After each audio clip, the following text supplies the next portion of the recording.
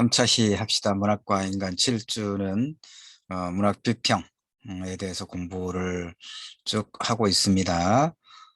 이제 3차시 합시다. 그 1차시에서 공부했던 문학 비평과 관련된 그 이론적인 내용들은 이 책입니다. 그 현대 문학 비평 이론 이런 제목의 부제가 비평의 이론과 실제 이렇게 되어 있군요. 홍문표 교수님, 내가 그 대학원 석사과정을 명지대학교 문창과에서 했다고 그랬죠. 그때 이제 비평을 담당하는 교수님, 홍문표 교수님이 펴낸 책입니다. 무려 이 책이 900페이지가 넘습니다. 예. 2003년도에 창조문학사에서 펴냈군요. 당시 28,000원. 예. 900페이지가 넘는 비평에 관한 거의 모든 어떤 이론들을 소개하고 있고, 각각의 이제 실제 비평의 내용들을 또 텍스트를 분석하면서 실어놓고 있는 뭐 아주 좋은 책이고, 그 앞부분을 이제 스캔해서 1차시와 2차시 앞부분에 살펴보았었죠. 그리고 지난 이제 2차시에서는 그런 그 비평 이론을 이제 그 바탕으로 실제로 이제 텍스트 분석하고 있는 평론을 우리가 평론을 읽고 있는 거죠. 이거 이제 내 평론이라고 그랬습니다. 조혜진 소설 중에서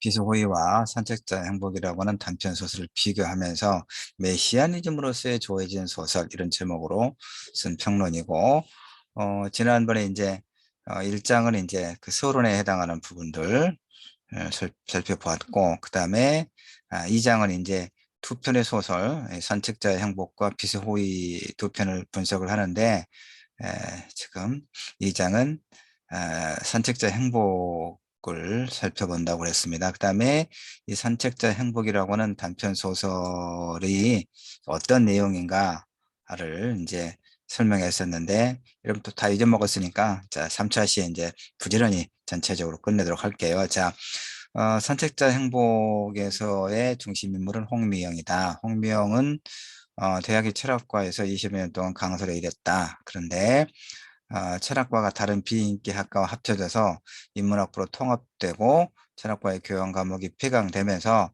대학에서 일자를 잃게 되는 그래서 이제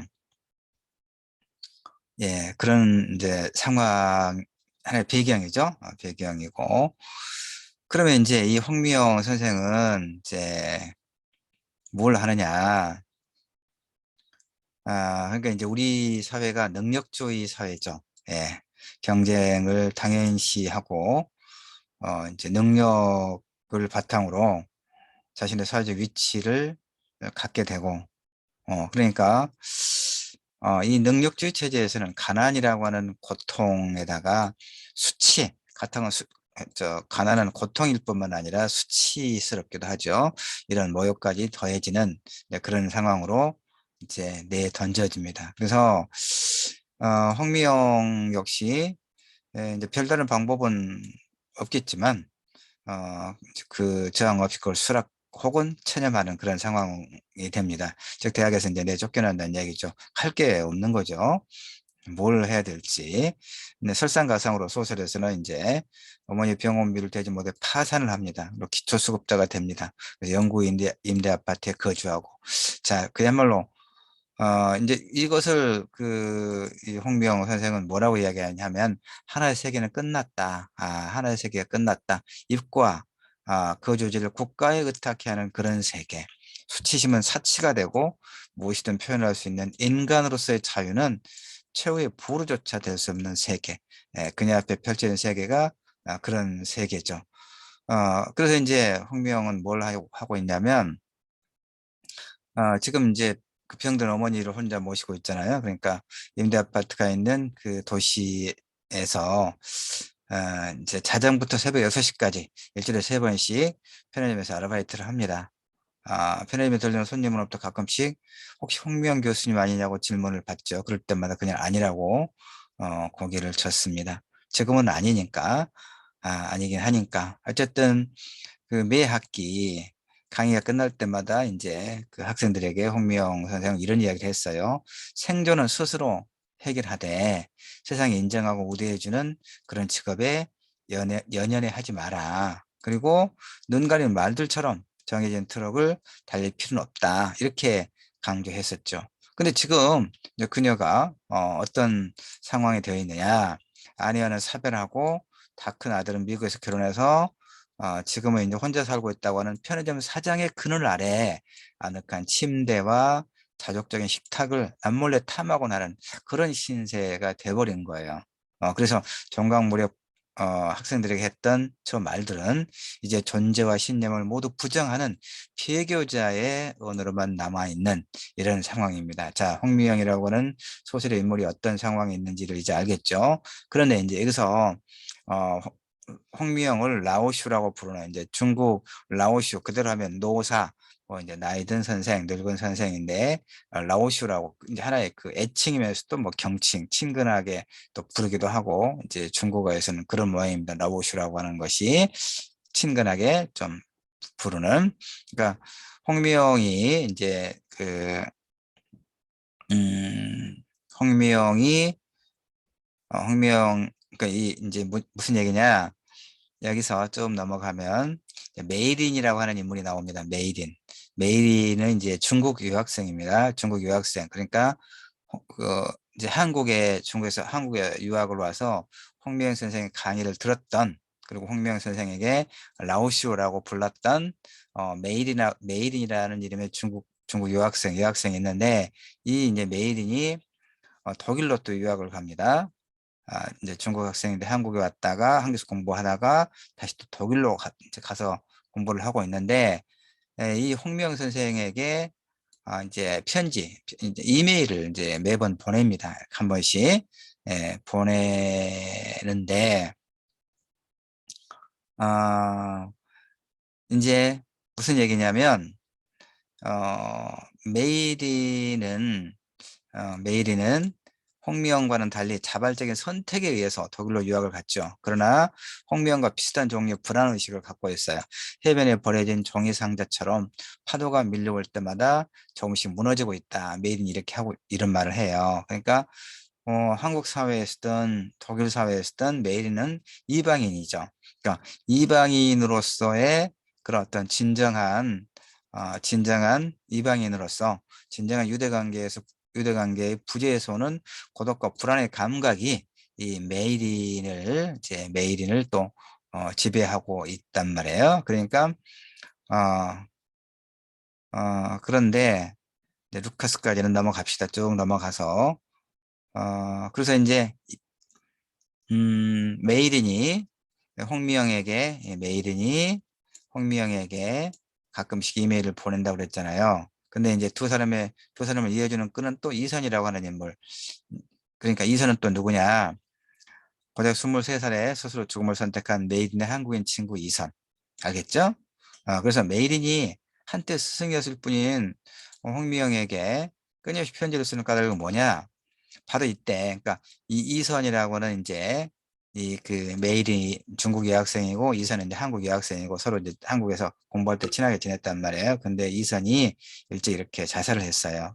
그래서 슬퍼하고 있을 때 홍미영이 메일인에게 이제 어떻게 위로를 하냐면 이렇게 살아있는 동안에는 살아있다는 감각에만 집중하면 좋겠구나 이렇게 위로해 줬단 말이에요. 그런데 이제는 메이린이 이제 또 다른 친구들을 통해서 홍미영의 소식을 좀 들었다는 얘기 아닙니까? 그래서 홍미영을 걱정하는 거예요. 이를테면, 자, 이선이 자살했다. 그랬듯이 어느 날 호련히 홍미영이 죽어버릴지도 모른다는 불안의 감각을 메이린이 갖고 있어요.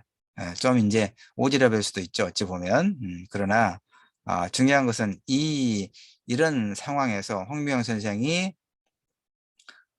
이선처럼 이제 그 생을 스스로 생을 포기하지 않고 어쨌거나 이 나락으로 떨어진 삶을 그래서 붙들고 있는 거의 유일한 그런 상황에서 거의 유일하게 그에게 안부를 묻는 인물이 바로 메이린이다 이런 얘기 알겠죠. 그래서 이제 메이린은 이렇게 이야기합니다. 편지에 쓰고 있기를 또 하나의 부재를 감당하게 될까 봐. 또, 또 하나의 부재 없는 거 이선이 죽은 것처럼 이 홍명희 선생도 그럴까 봐서 온몸을 내던져 부딪힐 장벽도 없이 그 어쩔 수 없는 부재에 잠식될까 봐 저는 무서웠습니다 라고 그러니 저는 라오슈가 아니라 그 홍명희 선생님이 아니라 사실은 제게 누구? 메일인 제게 닥칠지 모를 가상의 고통을 걱정한 것입니다 하고 이제 홍미영 선생에게 메일을 한 번씩 보내요. 근데 홍미영 선생은 단 한 번도 답장을 하지는 않습니다. 답장을 하진 않지만 그러니까 메일인이 홍미영에게 끊임없이 편지를 쓰는 까닭은 뭐냐? 결국은 그 자신의 불안한 삶을 견디기 위한 하나의 방편이다 이런 얘기죠. 그러니까 이제 이게 중요한 거야. 누군가 기억할 만한 이가 아무도 없다는 사람이라 얼마나 끔찍할 것인가 이런 얘기죠. 그래서 이제 홍미영은 새벽 6시에 편의점 사장과 교대한 후에 길을 걷다가 목줄이 풀린 개 한 마리가 자신을 쫓아오는 것을 느끼고 필사적인 힘으로 도망을 갑니다. 골목이 끝나고 아파트 단지 입구가 보이는데 아파트 안으로 뛰어 들어가면 이제 경비실이 있을 것이고 경비실에는 그를 쫓아줄 누군가가 있을지 모르죠. 그러나 먼 곳에서 소명을 밝히고 있는 경비실을 목격했으면서도 그냥 앞만 보면 달립니다. 얘네 아파트 단지 입구로부터 멀어져 갔죠. 어, 그녀가 사는 아파트가 아니었기 때문에 독거노인과 장애인과 기초생활 수급자가 사는 임대 아파트가 아니었던 거죠. 그러니까 그녀는 또다시 거절당하고 지금 학교에서 이제 쫓겨났잖아요. 그래서 또다시 거절당하고 싶지 않았던 거. 그러니까 세계가 눈앞에서 셔틀을 내리는 것을 또다시 지켜볼 수는 없었다. 이 개가 쫓아오는 그런 위협을 느끼면서도 다른 아파트 경비실에 뛰어들어서 도움을 요청하지 않았던 거기서 거절당할까 싶어서 무슨 얘기인지 알겠죠? 자, 그래서 이제 결국 이 소설이 지금 산책자의 행복이거든요. 산책자의 행복이고 이제 이 메일인이 독일에서 만나는 이제 루카스라고 하는 또 이방인이 있긴 했는데 거기서 이제 향연이라고 하는 책에서 나오는 한 구절을 가지고 이렇게 제목을 잡은 건데 그 부분은 지금 굳이 설명하지 않아도 될 것 같아서 생각하고 있고 여러분이 이제 이 평론을 읽어보면 더 이제 보충이 되겠죠. 자, 문제는 정리를 하면 이 소설은 산책자 행복은 긍정적인 삶의 향방에 대해 말하고 있지는 않아요. 음. 근데 이제 이 홍미영이 지금 여기에 필요한 삶을 견디며 그러한 상황에서 벗어나고 싶다고 절규하고 있죠. 이 필사적인 힘으로 지금 도망을 가는 것, 이 상황이거든요. 자, 그래서 이것만으로, 는 이제 조금 너무 희미하고 부족해요. 그럼에도 불구하고, 어, 그, 이제 좀 더 결론의 부분에서 같이 설명을 한번 하긴 할 건데, 어쨌든 이 선택적 행복에서, 어, 중요한 것은 이 홍미영에게 메이린이라고 하는, 홍미영의 안부를 걱정하는 메이린이라고 하는 여학생으로부터 저 독일 멀리 있고, 그래서 이메일을 한 번씩 보내긴 하지만, 하여튼 누군가와 연결되어 있다는 것, 누군가가 나를 걱정하고 있다는 것, 이건 너무 희미하긴 해요, 사실은 이 소설에서는. 그래서 이제 독일의 젊은 노숙자 루카스가 이제 향연을 읽고 있고 이제 메이린이 만나고 그러는데 거기에 뭐라고 되어 있느냐? 태초 인간은 남자 여자와 여자, 남자가 한 몸이었다죠, 이렇게. 그러니까 메이린은 이제 세상 그들이 부러웠다. 태초에는 인간들에게는 인종도 국가도 종교도 없을 테니까, 응? 그래서 끝없는 사랑만 있었겠죠. 손만 뻗으면 제 몸에 붙은 연인을 만질 수 있는 사랑의 그 짧은 거리, 단순하고도 감각적인 것. 그러니까 이 메이든의 이런 말을 통해서 그런 어떤 세상을 바라고 있다는, 희구하고 있는, 그러니까 그 절망적인 상태이긴 하지만 그 절망에서 벗어나고자 하는 일정한 어떤 그 생의 감각은 지니고 있다. 일단 선택자 행복에서는. 자, 그다음에 3장 빛의 호의는 이제 훨씬 더 뚜렷하게 상대적으로 뚜렷하게 그 이 고통에 빠진 인물이 그 고통에서 어떻게 벗어나는가. 그러니까 문학이 우리에게 구원이 될 수 있는가의 문제를 이 빛의 호위에서는 좀 더 뚜렷하게 보여주고 있습니다. 자, 우선 빛의 호위는 그러니까 이제 황폐한 환경과 그 속에서 생존의 욕망마저 사그러져 가는 그런 인물의 이야기를 통해서 불안한 삶을 견디게 하는 것은 무엇일까? 이런 질문을 던지고 있습니다. 선택자 행복에서도 결국 같았던 거죠. 홍미영이 그런 삶을 견디게 하는 것은 뚜렷하게는 나오지 않는다고 그랬습니다. 오직 메이딘이라고 하는 그 한때 제자였던 지금은 독일로 가서 공부하고 있는 중국인 학생으로부터 한 번씩 이렇게 메일로 홍명호 선생의 안부를 묻는 그런 이메일이 오고 있을 뿐이다라고 하는 것이죠. 자, 다시 빛의 호위, 빛이 이렇게 호위한다는 얘기, 지키고 있다는 얘기죠. 그래서 그러니까 이제 미래 답하는데 그 누가 연결되어 있다는 느낌. 이게 이제 중요한 거예요. 이게 사실은 이 두 조혜진 소설 두 소설의 공통적인 주제 의식이고 이 소설이 의미 있는 지점이라고 하여튼 의미 있는 것은 바로 이것 때문에 그래요. 이런 누군가와 연결되어 있다는 느낌. 예. 불안한 삶을 견디게 우리가 불안한 그 미래에 대한 전망 없고 어, 그랬을 때 우리는 이제 현실의 압력에 무너지는 경우를 많이 보죠. 그러나 이 소설은 그랬을 때 누군가와 연결되어 있다는 느낌. 그것이 또렷해질 때 우리는 그런 불안과 고통의 감각으로부터 일정하게 견뎌낼 수 있는 그런 힘을 발견할 수 있지 않겠느냐 하는 겁니다. 자, 빛의 호의는 어떻게 되어 있냐면 소설이 서술자가 이제 남성입니다. 빛의 호의 소설에서 화자는 남성인데 이제 기자입니다. 기자. 그래서 이제 누구를 취재하러 갑니다. 권은이라고 하는 프리랜서 사진 작가를 이제 인터뷰를 하고 옵니다. 근데 그 권은은 또 누구냐? 이제 권우, 그러니까 이 권우인이라고 하는 프리랜서 사진 작가는 나는 이제 신문 기자고 권은 프리랜서 사진 작가를 인터뷰하는 이유는 뭐냐? 권은이 이 권은 여성입니다. 나는 남성이고 근데 권은은 그 분쟁 지역에 굉장히 위험하잖아요. 내전이라든가 그다음에 또 서로 적대적인 어떤 세력 사이에 무장 그 어떤 투쟁이 일어나고 있는 그러니까 이스라엘과 팔레스타인 간의 그 무력 분쟁이 끊임없이 일어나고 있잖아요. 그런 현장들. 그런 내전 내지는 그런 어떤 갈등이 증폭되고 있는 그런 현장에 가서 이제 사진을 찍는 그런 다큐멘터리 사진 작가예요. 권은희가 프리랜서 사진 작가. 그런 사진을 찍어서 이제 언론사에 이렇게 또 보내고 일정하게 이제 돈을 받고 그렇게 살아가고 있죠. 좀 불안정하기도 하고 좀 위험하기도 하잖아요.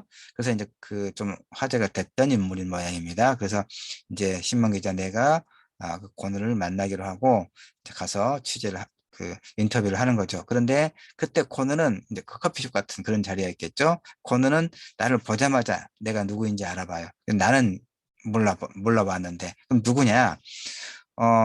그 초등학교 6학년 때 같은 반 학생이었어요. 나는 반장이고, 자, 그때 이제 오래전에 한 20여 년 전이라고 봐야겠네, 이 소설에서. 자, 나는 권은이라고 하는 여자아이가 연락도 없이 나흘이나 결석을 하니까 담임 선생님이 한번 찾아가 봐라 라고 주소를 적어줍니다. 이제 내가 반장이니까. 그래서 녹슬고 찌그러진 현관문 이제 주소를 가지고 어른들한테 물어서 갔더니 녹슬고 찌그러진 현관문은 깜깜한 방과 곧바로 이어져 있고 그 방에서 빛을 발하는 것은 오직 둥글고 투명한 스노우볼 둥글고 투명한 스노우볼 뿐이었음을 나중에 이제 알게 됩니다. 햇빛이 거의 들지 않는 그 작고 추운 방에서 13살 그녀는 누굽니까? 권은은 돌아오지 않는 엄마는 이제 뭐 도대체 하여튼 없어요. 그리고 그 아빠도 이를테면 뭐 아비 아빠밖에 없는데 하여튼 뭐 도박도 하고 술 알코올 중독자고 그래서 어쨌든 한 번씩 들어오고 말고 하다가 나중에 또 어디 쓰레기통에서 죽어 있더라 이렇게 이야기만 전해집니다. 그러니까 완전히 이 권우는 어떻습니까? 그렇게 보호받지 못하는 사회적으로 무화된 그런 존재의 은유, 그러니까 완전히 내에 던져진 그런 존재, 누군가의 돌봄도 받지 못하는 그런 상태에 있어요. 권은 알겠죠? 이 소설에서 권은이라고 하는 인물이 어떤 상태에 있었는가. 그래서 나는 이제 그 6학년 때, 수능 6학년 때 그 반장이어서 이제 권은의 집에 방문해보고 그런 겁니다. 자. 그 앞에서 살펴봤던 선택자 행복에서 홍미영이 가족이란 늙고 병든 어미뿐이었죠. 이 빚의 호의의 고는에게는 짧게는 한두 달에서 길게는 반년까지 집을 비우는 아비. 도박장 근처 쓰레기장에서 시신으로 발견됐다는 소문이 떠들 만큼 세계 밖으로 던져진 그런 존재. 자, 아무튼 그 고는의 춥고 남는 방을 방문한 이후 나는 그 어린 나이에도 고는이 죽을지도 모르는 상상에 자주 빠져듭니다. 그래서 누가 시키지도 않았지만 이제 그 후로 몇 번 더 고는의 방을 찾아가죠. 다만 나도 대책 없는 13살짜리 아이였을 뿐이죠. 그러니까 고는에게 갖다 줄 수 있는 것은 뭐냐면 내가 있다면 만화책이라든가 그다음에 이 스노우볼 봤잖아요. 둥글고 투명한 스노우볼에 들어가는 건전처럼 사소한 것, 스노우볼, 빛을 발하고 있죠. 그 상황에서 오직 그 방에서 누추하고 퇴락한 쓸쓸하고 그런 비극적인 고난의 그 허물어져가는 거처에서 캄캄한 거처에서 빛을 발하고 있는 것은 오직 둥글고 투명한 스노우볼, 이 굉장히 상징적인 장치입니다. 거기에 들어갈 건전지를 지금 내가 한 번씩 갖다 주는 거예요. 그러다가 한 번은 이제 안방 장롱에서 우연히 후지산의 필름 카메라를 발견합니다. 이제 나의 아버지 거죠.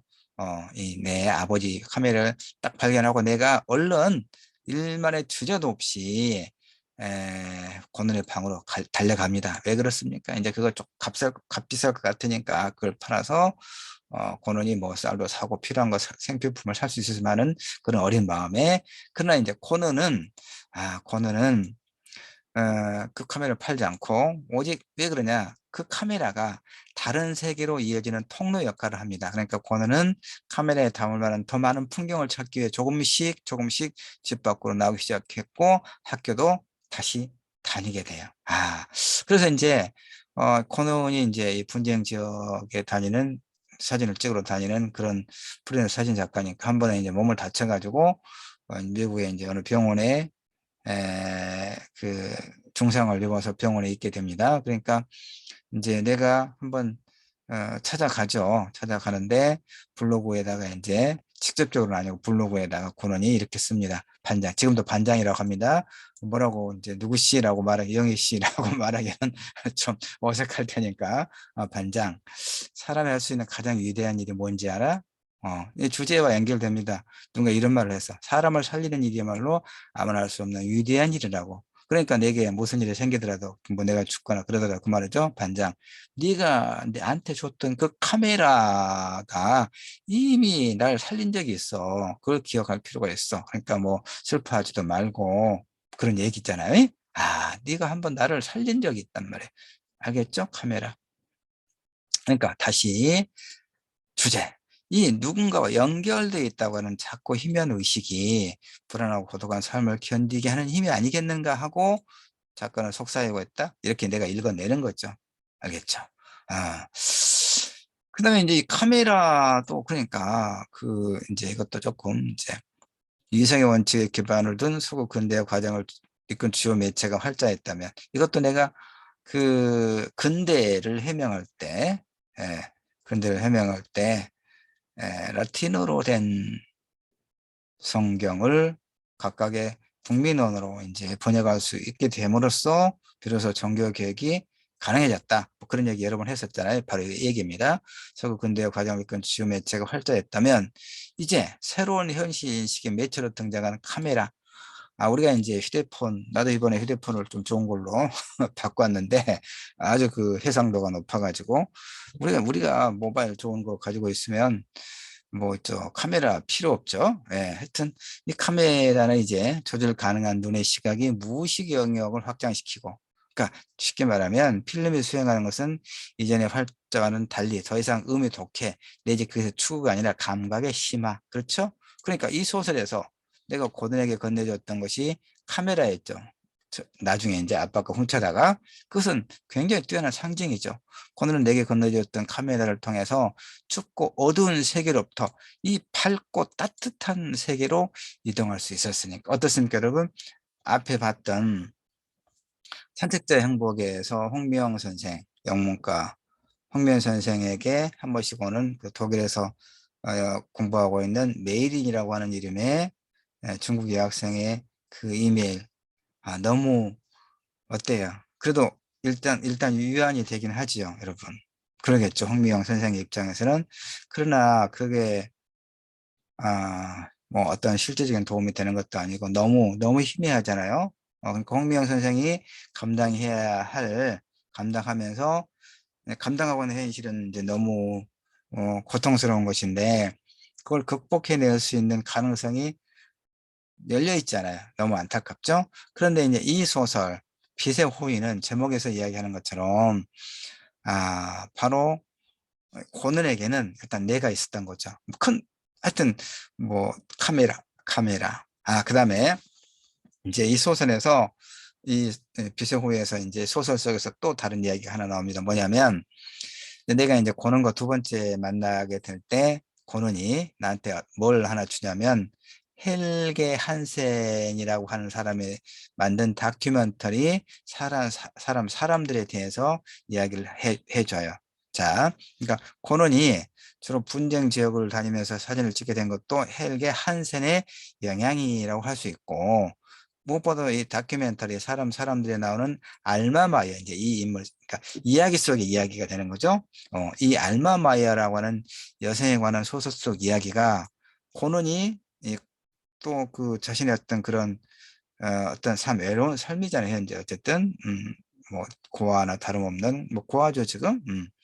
그리고 또 하는 일도 그렇게 안정적이거나 뭐 그런 건 아니고 분쟁 지역을 다니면서 위험한 곳에서 사진을 찍어서 그 사는 그런 상황이니까. 프리랜서, 말이 좋아서 프리랜서지. 뭐 일이 있으면 끊임없이 뭔가를 해야 그 생활비를 벌 수 있고.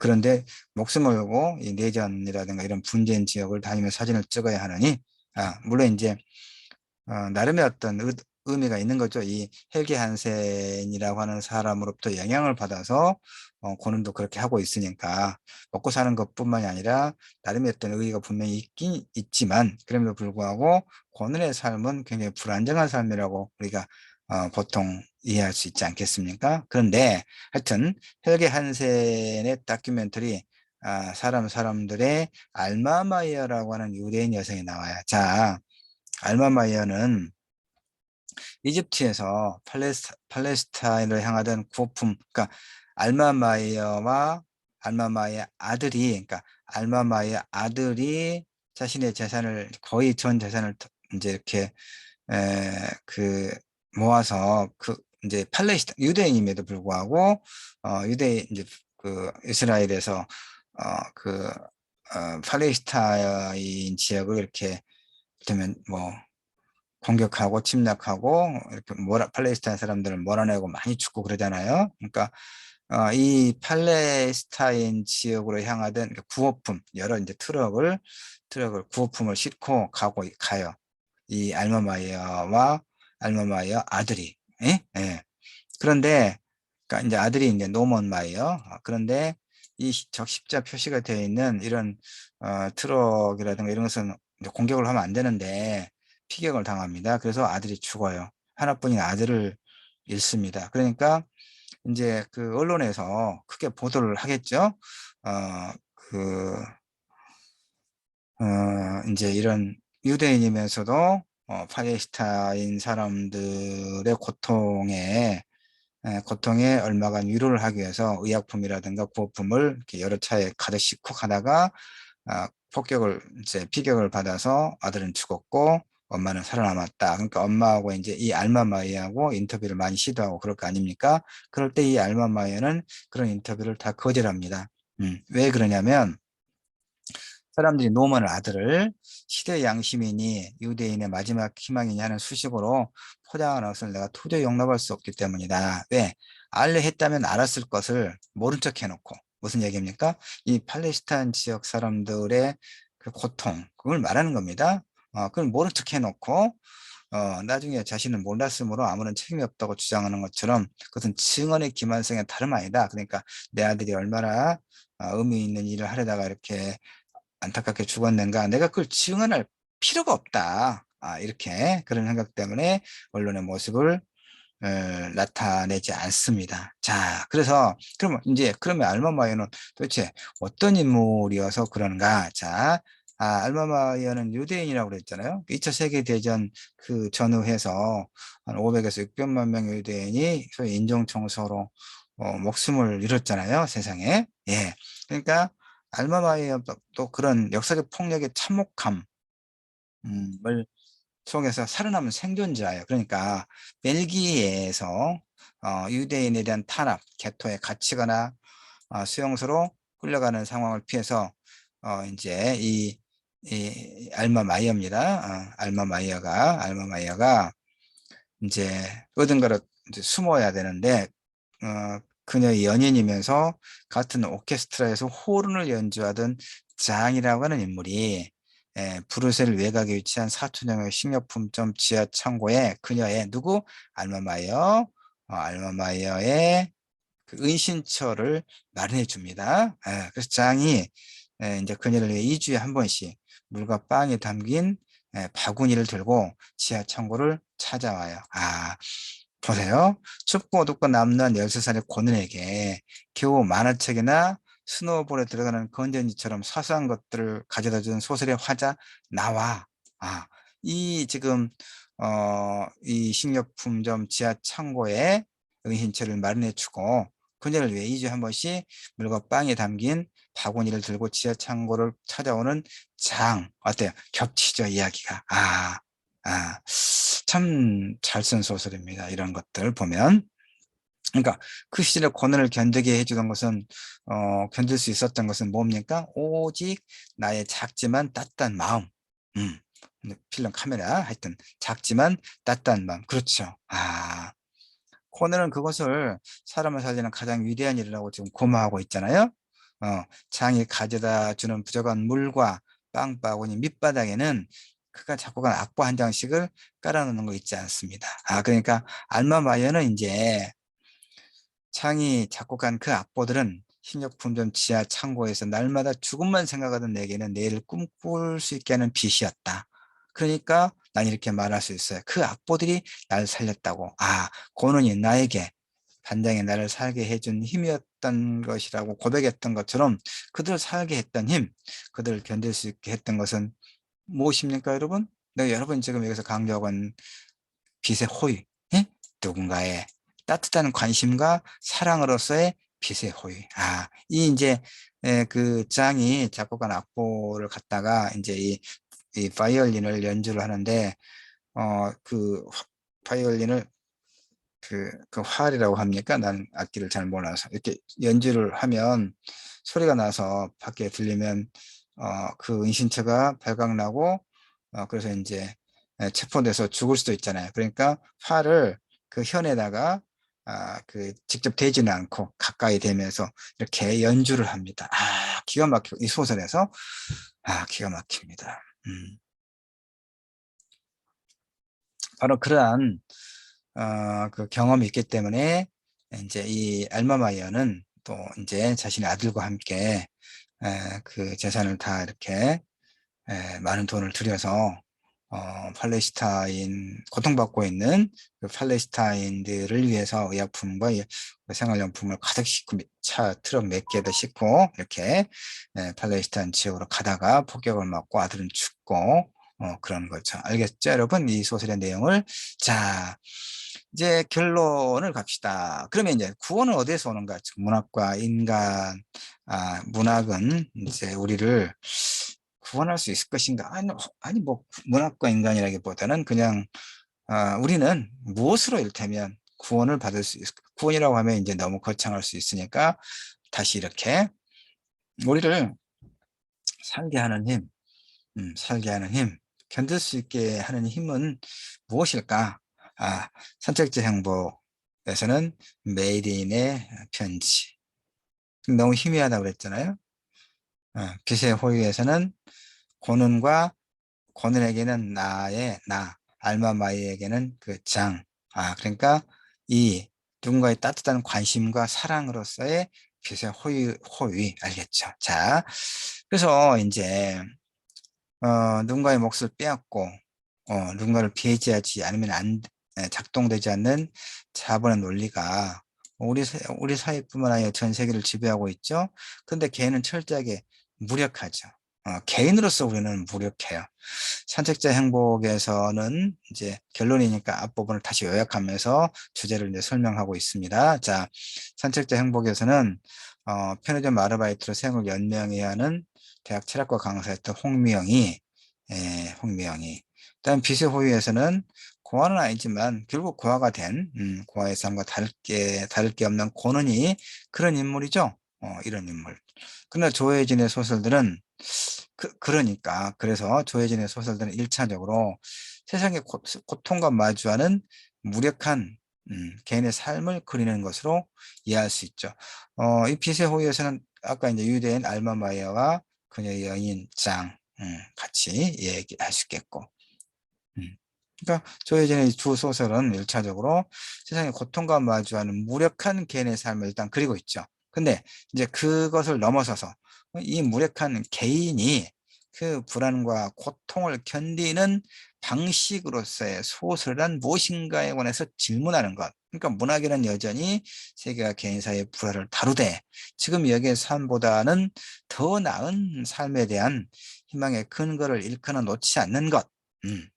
지금 이제 이 이야기를 하고 있다. 이게 이 조혜진의 소설 선택지 행복과 비스호의 공통된 주제의식이고 작가가 세계를 바라보는 하나의 그런 관점이다. 그러니까 이 조혜진 두 소설이 갖고 있는 의의는 바로 이런 이 자본의 논리 속에서 저마다 각자 도생하면서 견뎌내야 되는 그런 삶의 어떤 억압 속에서, 억압 속에서, 그, 어, 여기 다시 무력한 개인이 그 불안과 고통을 견디는, 견딜 수 있는 하나의 힘은 누군가 연결되어 있다는 작고 희미한, 그런 어떤 의식이다. 라고 하는 것을 적신하게 잘 짜여진 이야기 구조를 통해서 그려내고 있다. 좋은 소설이다. 그런 얘기죠. 그 다음에 이제, 앞에서 이제 그 소설을 줄거리를 소개하거나 그럴 때 설명을 많이 하지는 않았는데, 소설의 인물들이 그 감당해야 했던 역사적 폭력의 상흔이 두 소설 모두의 편제, 두루두루 있다는 얘기입니다.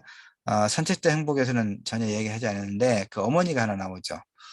선택자 행복에서 홍미영의 늙고 병든 어머니가 나오는데 그 어머니는 한국전쟁을 지원한 경남 산청에서의 민간인 학살 희생자예요.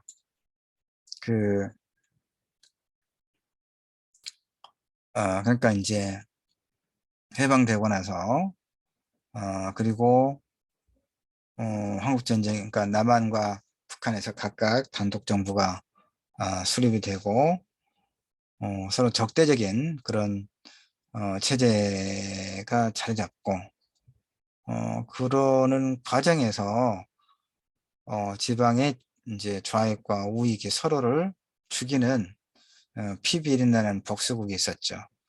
그리고 이제 그래서 이제 군대를 동원해서, 그다음에 서북청년단이라고 하는 북한에서 남부로 내려온 이제 그 공산주의자들의 어떤 탄압을 피해서 남한으로 내려온, 되게 이제 지주의 집안이라거나 기독교인들이고 그렇습니다.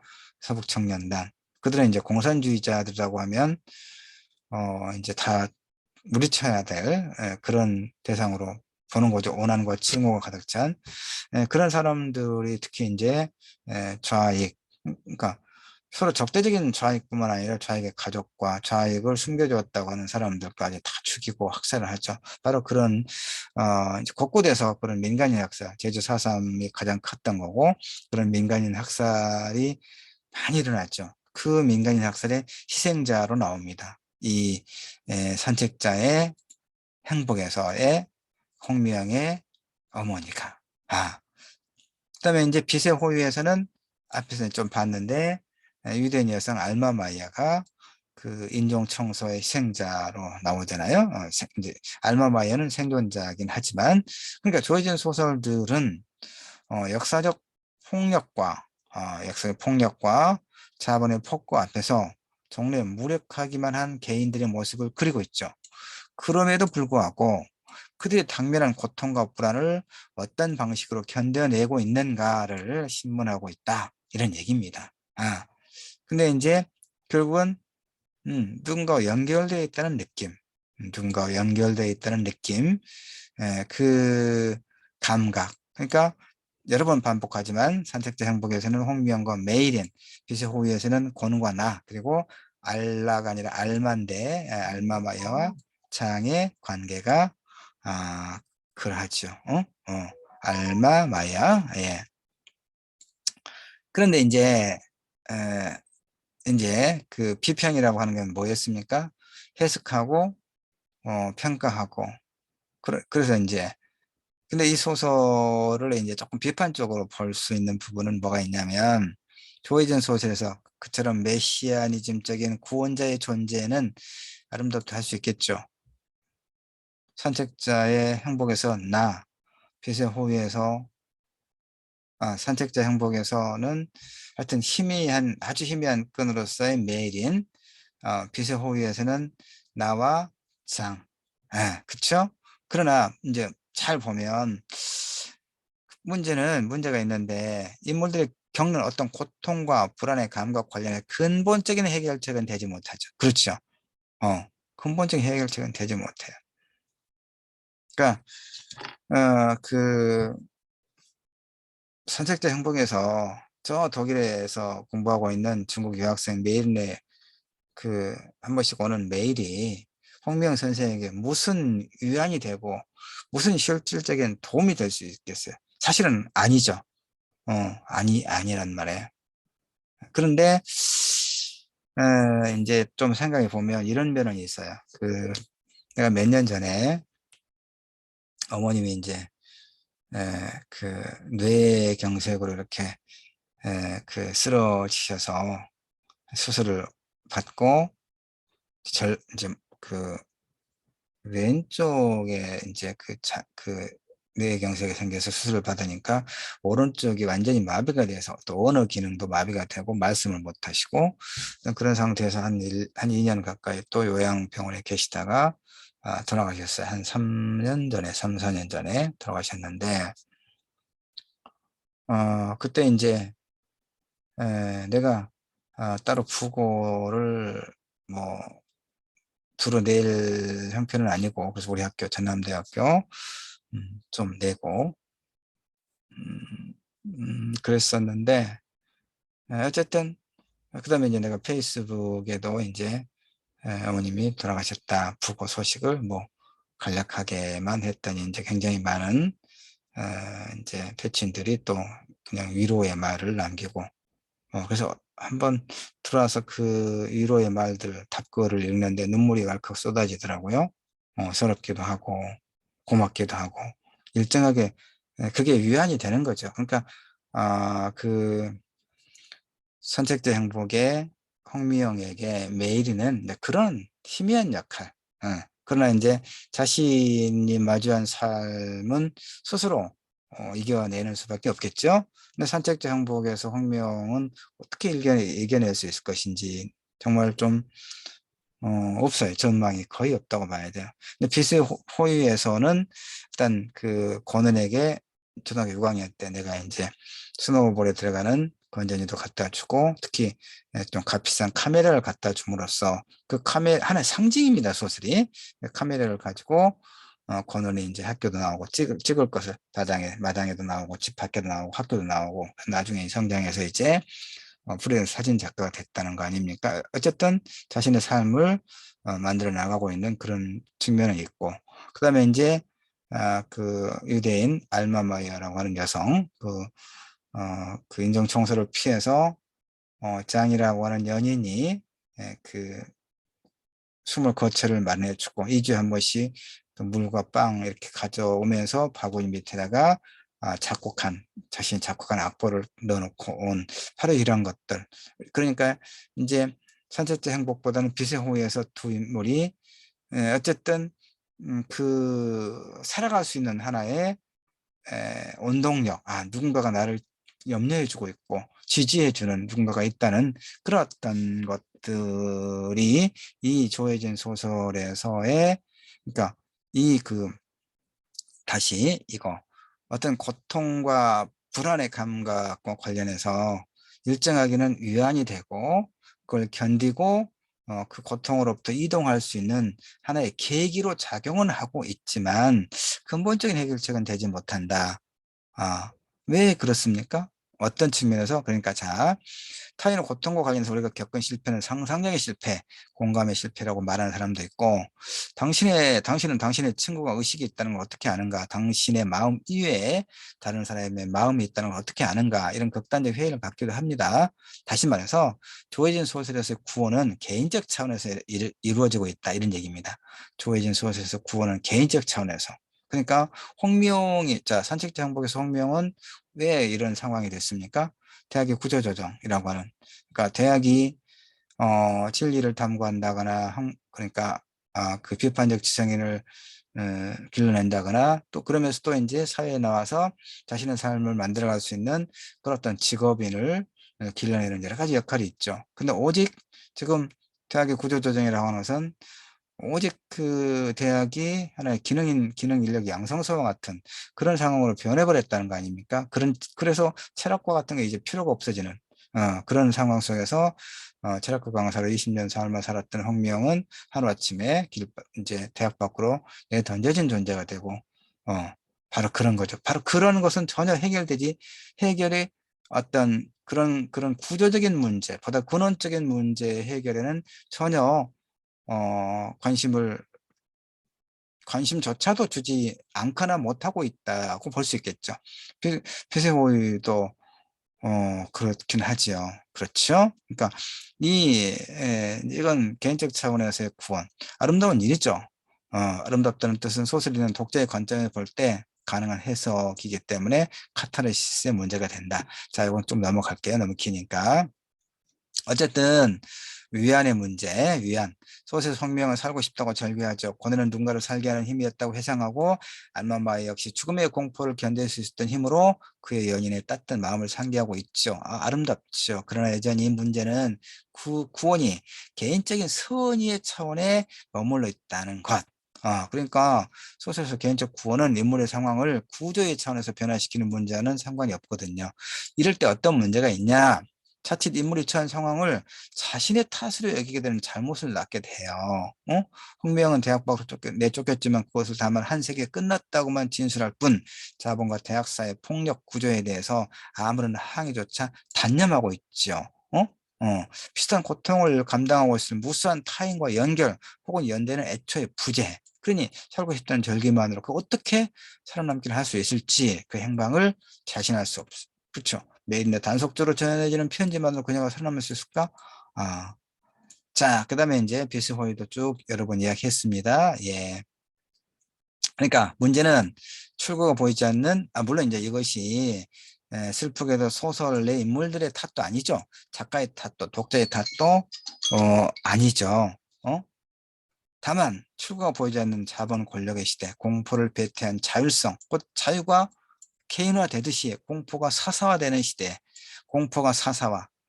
그러니까 지금 이제 코로나 바이러스 상황에서도 우리가 K 방역이라고 해서 다른 나라와 비교하면 일정하게 잘 이제 견뎌낸다고 볼 수는 있어요, 사실은. 그래도 불구하고 결국은 스스로 관리하고 스스로 책임질 수밖에 없는 이런 문제는 또 있죠. 이 공포가 사사화되는 시대, 각자 도생이라 이런 얘기죠. 문학 역시 사적이고 개인화된 태도를 취하는 거. 그러니까 이 구조의 문제를 이 소설은 보지는 못하고 있다, 이런 얘기입니다. 예. 자, 일단 이렇게 이제 이게 하나의 그 평론, 신춘문예 당선된 평론이고, 여러분 읽어볼 만한 가치가 있는 글이고, 그래서 우리 문학과인간 7주는 비평, 문학평론의 이론적 이해와 그 다음에 실제 문학평론을 살피면서 비평이란 어떤 것인가를 이렇게 감각적으로 익혔습니다. 자, 7주 모든 수업, 7주 수업 여기까지 하겠습니다. 8주차는 중간고사 기간이기 때문에 1, 2, 3차 시까지 하지 않고 1차 시 하나만 해서 8주차에는 강의 영상을 만들어 올려놓도록 하겠습니다. 수고하셨습니다.